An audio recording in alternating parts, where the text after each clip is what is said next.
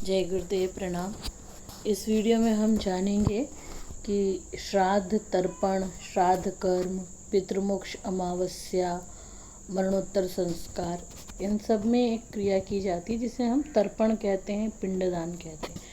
वो कैसे किया जाता है और क्यों किया जाता है, कब करते हैं, कहाँ करते हैं, क्या क्या चीज़ें लगती है, इन सब चीज़ों के बारे में हम जानेंगे। बहुत से प्रश्न हमारे हैं कि कौन करता है, कौन नहीं करता है, क्या लड़कियां कर सकती हैं कि नहीं कर सकती हैं, कितनी बार करना होता है, क्या ज़िंदगी भर करना होता है, इसे समझेंगे। तो सबसे पहले तो हमें ये जानना चाहिए कि तर्पण, श्राद्ध कर्म, पितृमोक्ष, अमावस्या है क्या। वास्तव में ये एक पर्व है, पितृमोक्ष अमावस्या पर्व है, जो हम हमारे पूर्वजों को धन्यवाद, उनके लिए सद्गति की प्रार्थना, उनके प्रति कृतज्ञता व्यक्त करने के लिए करते हैं। उसके क्या कारण है, क्यों हम ऐसा करते हैं? तो अगर हम देखें तो सबसे पहले हमारा एक वैदिक कंसेप्ट है, फिलोसॉफिकल रीज़न है, दार्शनिक पक्ष है, फिर मनोवैज्ञानिक पक्ष है और आध्यात्मिक पक्ष है। तो दार्शनिक और आध्यात्मिक पक्ष को दोनों को भी अलग अलग तरीके से समझते हैं। सबसे पहले तो दार्शनिक, भारतीय संस्कृति, वैदिक संस्कृति मृत्यु के पश्चात भी जीवन मानती है और पुनर्जन्म की भी बातें वैदिक संस्कृति में आती है। तो इसी के आधार पर, मृत्यु के बाद के जीवन के आधार पर हमारी मान्यताएं, हमारी सभ्यता पनपती है। इसके अलावा कुछ हमारे मनोवैज्ञानिक, एथिकल रीज़न है, जैसे कि हम ऋणी हैं। किनके ऋणी हैं? कई लोगों के ऋण हमारे ऊपर हैं, जैसे कि देव शक्तियाँ हैं, सूर्य है, पानी है, बिजली है, वातावरण में जितने भी देव शक्तियाँ, उनके सबके हम ऋणी हैं। ऋषिगण, ये ऋषि वे आत्माएं हैं जो जीवन के सत्य पर शोध करते हैं। तप, तितीक्षा, ये सब करके हमें जीवन के सूत्र देते हैं। इनके प्रति कृतज्ञता, इनके हम ऋणी हैं। महापुरुष, जिन्होंने देश की आज़ादी के लिए, संस्कृति की स्थापना के लिए बहुत कुछ किया, हम इन सब के ऋणी हैं। इनके प्रति हमें कृतज्ञता व्यक्त करनी है। हमारे पूर्वज, जिनसे हमें ये फिजिकल स्थूल शरीर प्राप्त हुआ, उनके प्रति हम ऋणी हैं। यम देवता, यम बेसिकली एक कंसेप्ट है जिसको हमें बहुत अच्छे से समझना चाहिए कि वास्तव में अगर देखें तो सृष्टि में सारा का सारा एक क्रम चल रहा है। प्रकृति में पैदा और रहना और फिर लय हो जाना, जिसे हम जनरेटर, ऑपरेटर, डिस्ट्रक्टर भी कहते हैं। तो सृष्टि के एक नियम, कंट्रोलिंग पावर है जिसे यम कहते हैं, उसके भी हम ऋणी हैं। मनुष्य पितरों में ये दूसरा कंसेप्ट आया। पहले में जो था कि हमारे बहुत ऐसे पूर्वज जिनसे हमारा डायरेक्ट कनेक्शन तो नहीं है, लेकिन कहीं ना कहीं किसी न किसी रूप में उनकी बातें फ्लो होती हैं, और ये डायरेक्ट कनेक्शन वाले हमारे पितर, हमारे पूर्वज। जैसे इसमें हम और जानेंगे कि जब हम तर्पण करते हैं तो ये हमारे मैटरनल साइड के और हमारे पैटर्नल साइड के 3 पीढ़ी के पूर्वजों को हम याद करते हैं। हम इनके ऋणी हैं, तो हम उन्हें याद करते हैं और उन्हें अपनी श्रद्धा अर्पित करते हैं।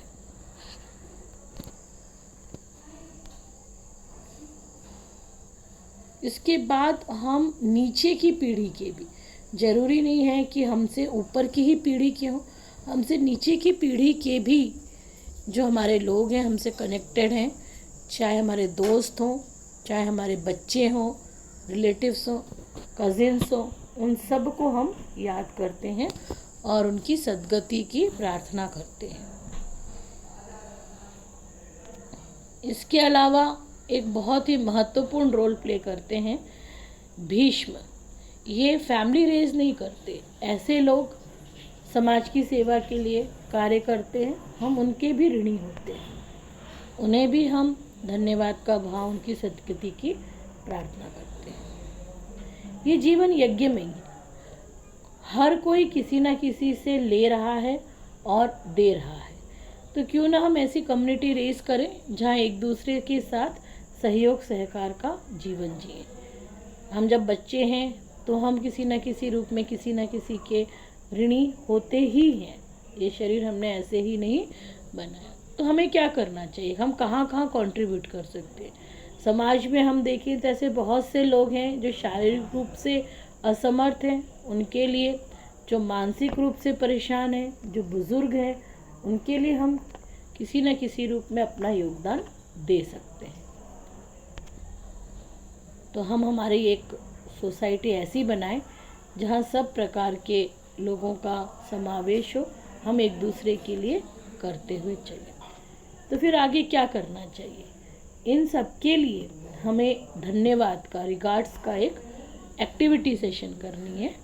कैसे करी जाती है, तो पितृमोक्ष अमावस्या या श्राद्ध कर्म के 16 दिन होते हैं, जिसे हम षोडश भी कहते हैं, षोडश श्राद्ध कहते हैं। ये पितृमोक्ष अमावस्या जो है वो नो मून डे है। इस दिन ये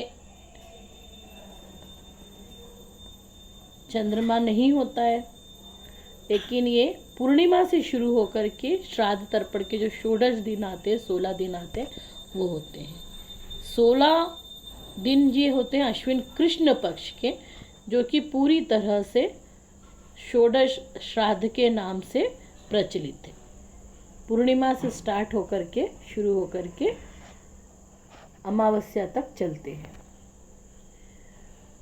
किसी भी व्यक्ति की मृत्यु जो होती है वो 16 तिथि, भारतीय संस्कृति के जो तिथियां हैं, पूर्णिमा, अमावस्या, प्रतिपदा, द्वितीया, तृतीया, चतुर्थी, पंचमी, षष्ठी, सप्तमी, अष्टमी, नवमी, दसवीं, एकादशी, द्वादशी, त्रयोदशी, चतुर्दशी और फिर अमावस्या या पूर्णिमा, इनके अलावा कोई और तिथि नहीं होती। तो ये 16 तिथियां अश्विन कृष्ण पक्ष की जो आती हैं, उनमें उस जो भी व्यक्ति जिस तिथि को शरीर त्यागता है, अश्विन कृष्ण पक्ष की उस तिथि में उसका श्राद्ध कर्म किया जाता है। कहाँ कर सकते हैं इसको, तो किसी भी तीर्थ स्थान पर, अपने घर पर, सामूहिक स्थल पर, कहीं भी हम सामूहिक रूप से और व्यक्तिगत स्तर पर यह कार्यक्रम कर सकते हैं। तो इसे कैसे किया जाता है, इसके बारे में हम जानते हैं कि हम कैसे अपनी भावनाओं को प्रेषित कर सकते हैं। तो सबसे पहली चीज़ें, हम हमारी भावनाएं रखें, मन में ऐसी फीलिंग्स रखें कि हम उनके प्रति श्रद्धा व्यक्त करने वाले हैं। इसके अलावा हम देवताओं का आवाहन करते हैं, देवताओं को बुलाते हैं, मन में याद करते हैं, देव पूजन स्थल बनाया जाता है, उसमें इस क्रम को करते हैं। फिर हमें आवश्यकता होती है कुछ चीज़ों की, जो एक्टिविटी होती है जिसमें तर्पण का होता है, जहाँ जल से जलांजलि दी जाती है। जैसे अक्सर हमारी संस्कृति में अर्घ दान करने की परंपरा है, उसी तरह से श्रद्धा अर्पित की जाती है, जल से की जाती है। जल से क्यों की जाती है? क्योंकि जल जो है, जिसे हम आप भी कहते हैं, ये हम सब में आत्मीयता के रूप में व्याप्त है। जल तत्व जो है वो हमारी भावनाओं को खुद भी लेता है और ट्रांसफ़र भी कर सकता है, पहुंचाता है। तो जल एक ऐसा माध्यम है जिसके माध्यम से हम अपनी भावनाएं प्रेषित करते हैं, कन्वे करते हैं। इसके अलावा हम 5 यज्ञ करते हैं, 5 यज्ञ का संकल्प लेते हैं, जिसमें हम उन सभी लोगों के लिए कुछ भोजन पदार्थ बनाते हैं और उन्हें खिलाते हैं, और हवन करते हैं, गायत्री यज्ञ करते हैं, हवन करते हैं। इसके पश्चात जब कार्यक्रम पूरा होता है तो उन्हें विदाई देते हैं। तो ऐसे मेन प्रोग्राम जो मुख्य कार्यक्रम है वो है तर्पण, पिंडदान, पंचयज्ञ, गायत्री यज्ञ और जप, ये क्रिया होती हैं। तो तर्पण के बारे में थोड़ा जानेंगे और पिंडदान के बारे में कि ये कैसे करा जाता है। आप देख सकते हैं कि ऐसे 2 तसले लगते हैं और पूजा की एक थाली लगती है जिसमें हम पिंड बना करके रख लेते हैं। ये 12 पिंड होते हैं पिंडदान के लिए। क्या क्या सामान लगता है ये सारी जानकारी अब हम ले लेते हैं। 2 बाउल्स लग रहे हैं, सामान्य पानी लगेगा, दूध, दही, फूल, काला तिल, जौ, चावल थोड़े सफ़ेद और थोड़े पीले हल्दी से किए हुए, कुशा, शहद, दीपक, कलश, देवमंच में फ़ोटो रख लें जिसका श्राद्ध करना है, और अपने गुरु और भगवान का,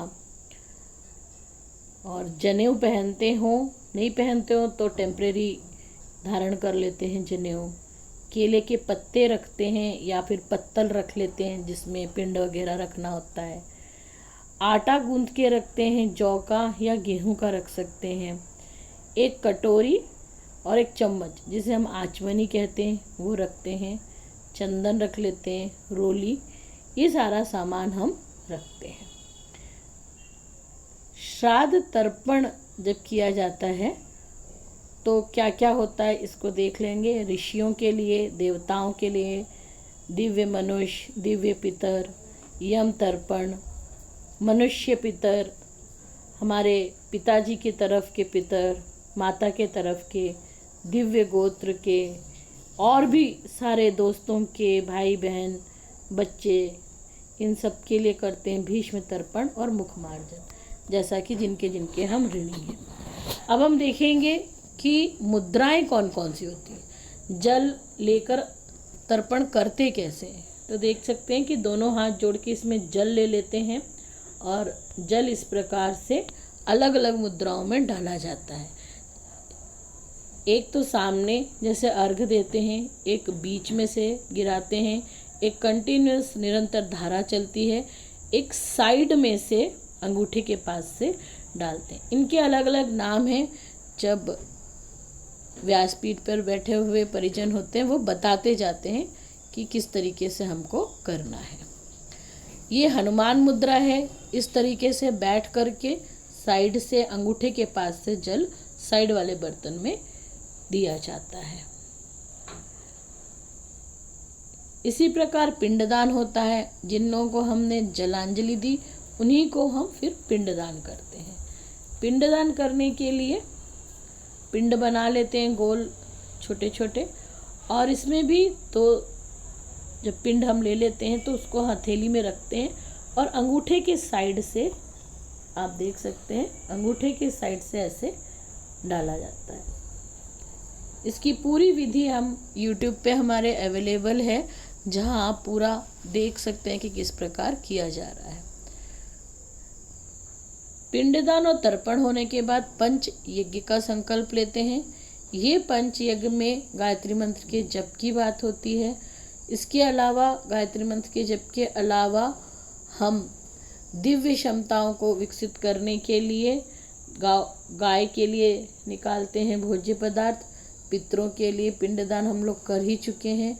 और ये जो जानवर होते हैं, कुत्ता, कौवा और चींटी, कुत्ते को निष्ठा का प्रतीक मानते हुए, कौवे को साफ सफाई करने वाले स्वच्छता के प्रतीक के रूप में, और चींटी को श्रम निष्ठा के रूप में, ये ईश्वर या प्रकृति बोले तो उन्होंने, प्रकृति ने ऐसा सेटअप किया हुआ है।